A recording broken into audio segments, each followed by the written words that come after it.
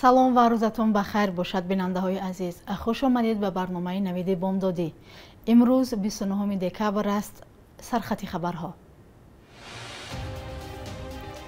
барқи тоҷик қарордодаш бо толибонро шарҳ дод. шарҳи расмии қатли 3 ҷавон дар Панҷакент. корфармоён низ барои қонуншикании муҳоҷирон ҷарима мешаванд.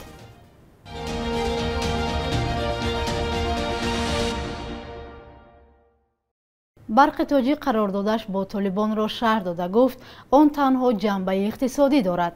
чанд рӯз пеш тоҷикистону афғонистон дар мавриди интиқоли барқ аз тоҷикистон ба ин кишвар барои соли 2022 ба тавофуқ расиданд ва қарордоди хосе миёни ширкати барқи тоҷик ва ширкати брешнои афғонистон ба имзо расид. ин қарордод дар пайи як музокироти дурӯза дар шаҳри Тошканди Ӯзбекистон ба имзо расид.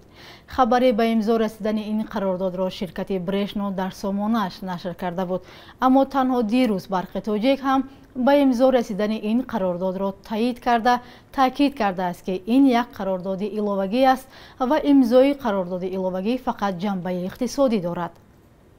тоҷикистон аз ҷумлаи кишварҳои ҳамсояи афғонистон ягона кишварест ки токунун ҳеҷ тамосу робитае бо ҳукумати толибон баъд аз суқути комили ин кишвар ба ин гурӯҳ надоштааст. зери ин қарордод ҳафиз муҳаммад амин, раиси ширкати Брешно ва директори генералии барқи тоҷик мирзо исмоилзода имзо гузоштанд. бино ба иттилои барқи тоҷик, бар асоси ин қарордоди иловагӣ соли 2022 ин ширкат ба ширкати Брешно дар фаслҳои гарм аз моҳи май то сентябр ҳар шабонарӯз то 400 мегаватт барқ интиқол хоҳад дод. тоҷикистон дар 11 моҳи соли ҷорӣ аз ҳисоби фурӯши барқ ба кишварҳои ҳамсоя 93,5 миллион доллар фоида гирифтааст. бино ба иттилои мақомоти бахши энержии кишвар, ин маблағ нисбат ба як соли пеш 40,5 миллион доллар бештар мебошад. тоҷикистон асосан ба афғонистон ва ӯзбекистон барқ содирот мекунад ва дар худи тоҷикистон аз моҳи октябр ба ин тараф сокинони деҳот бо маҳдудият нерӯи барқ мегиранд. вазорати корҳои дохилии тоҷикистон аз ҷузъиёти занозанӣ дар шаҳри Панҷакент ки дар натиҷаи он 3 нафар кушта шуданд хабар дод. таври маркази матбуоти вазорати корҳои дохилӣ менависад, ҳодиса нимаи дуюми рӯзи 26 декабр дар назди мактаби миёна рақами 15 дар хиёбони рӯдакии шаҳри Панҷакент рух додааст. ба иттилои манбаъ 4 нафар ҷавонони 18 ва 19 солаи сокинони шаҳри Панҷакент бо маслиҳати пешакӣ дар рӯбарӯи мактаби рақами 15 бо 3 нафар ҷавонони 17, 21 ва 23 солаи сокинони ҳамин шаҳр ҷангу ҷанҷол намуда бо корд ба онҳо ҳамла карданд. дар натиҷа 3 нафар ҷавон ҷароҳати вазнини ҷисмонӣ бардошта дар ҷои ҳодиса ба ҳалокат расиданд. гуфта мешавад нисбат ба 4 дастгиршуда аз тарафи прокуратураи шаҳри Панҷакент бар асоси моддаи 104 қисми 2 бандҳои АК куштори беш аз 2 нафар аз ҳиссиёти авбошӣ ва моддаи 237 қисмҳои 2 ва 3 бандҳои АБ кодекси ҷиноятии ҷумҳурии Тоҷикистон барои авбошии гурӯҳӣ бо истифода аз корд ба сифати силоҳ парвандаи ҷиноятӣ оғоз карда шуда тафтишот идома дорад. ба ин 4 нафар барои авбошӣ то 7 соли зиндон ва барои куштори сегуна аз 15 то 25 соли зиндон ва ҳатто ҳабси абад таҳдид мекунад.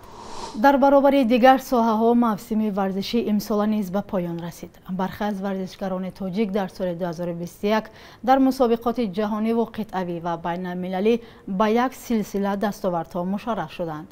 дар ин гузориш нигоҳе дорем ба бурду бохти варзиши тоҷик дар соле ки сипарӣ мешавад.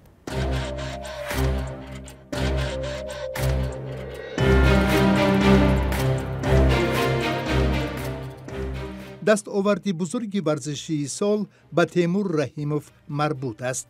ин паҳлавони 24 солаи тоҷик дар мусобиқаи ҷудо Гранд Слем ё тоскулоҳи бузург ки дар пойтахти Озарбойҷон шаҳри Боку баргузор шуд, дар вазни беш аз 100 кило бо медали нуқра ва ҷоизаи молӣ ба маблағи 3000 евро сарфароз шуд.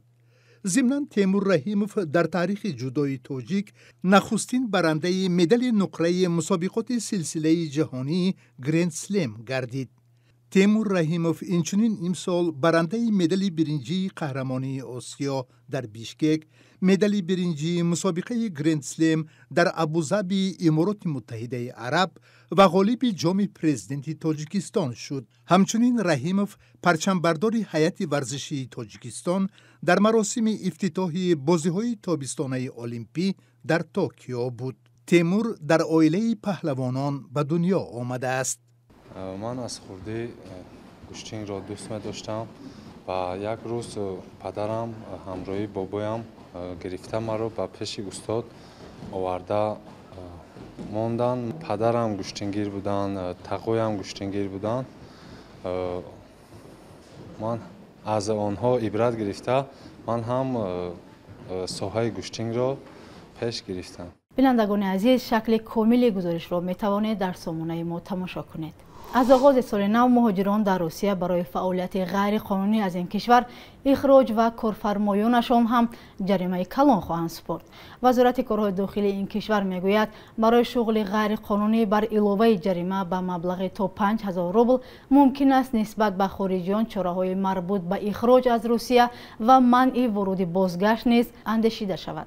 اما این مجازات سنگین برای نقض قانون نه تنها به شهروندان خارجی که هنگام کار غیر قانونی شناسایی میشوند، بلکه به کارفرمایان آنها نیز دخل خواهد داشت. آنها برای به کار قبول کردن چنین کارمندان برای هر یک نفر تا 800,000 روبل جریمه خواهند شد.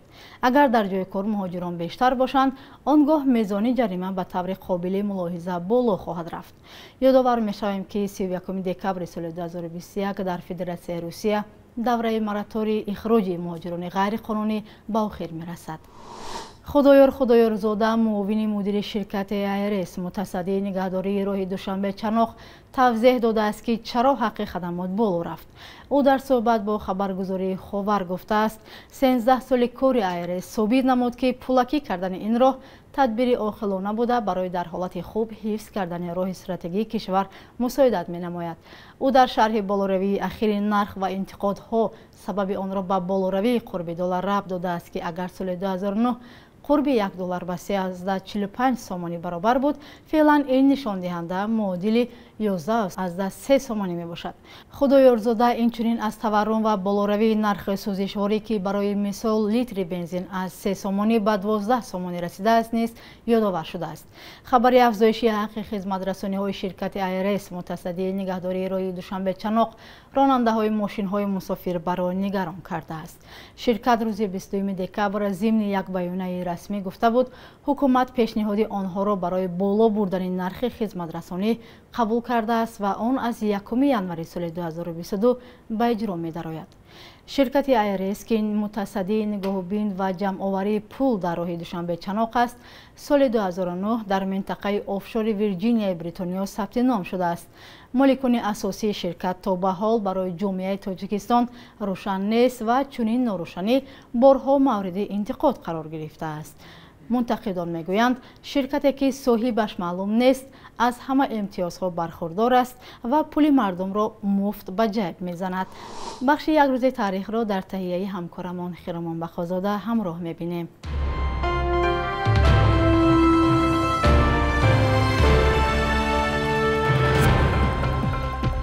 29 دکبر سال 1960 نخستین قطار راه آهن اکسپرس از شهر مسکو پایتخت اسسر به استالیناباد یا دوشنبه پایتخت تاجیکستان شوروی رسید.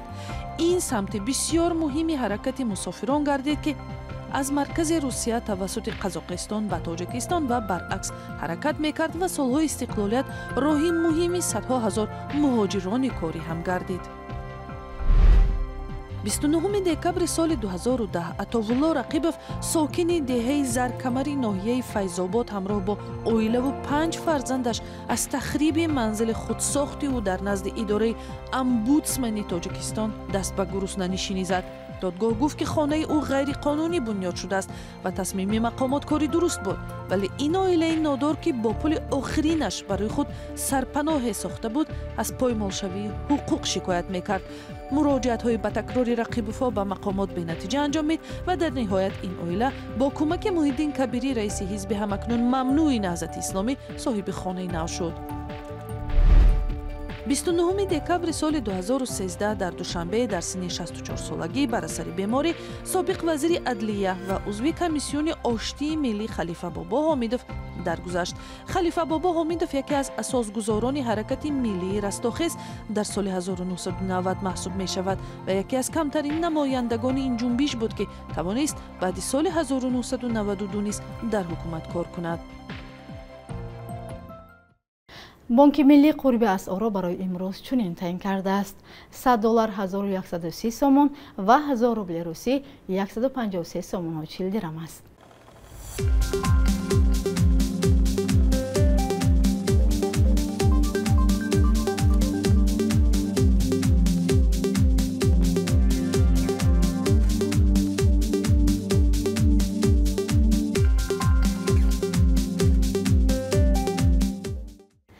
бинандагони азиз, инҷо расидем ба поёни барнома. фардо ҳамин вақту соат шуморо мунтазирем. худо нигаҳбонатон.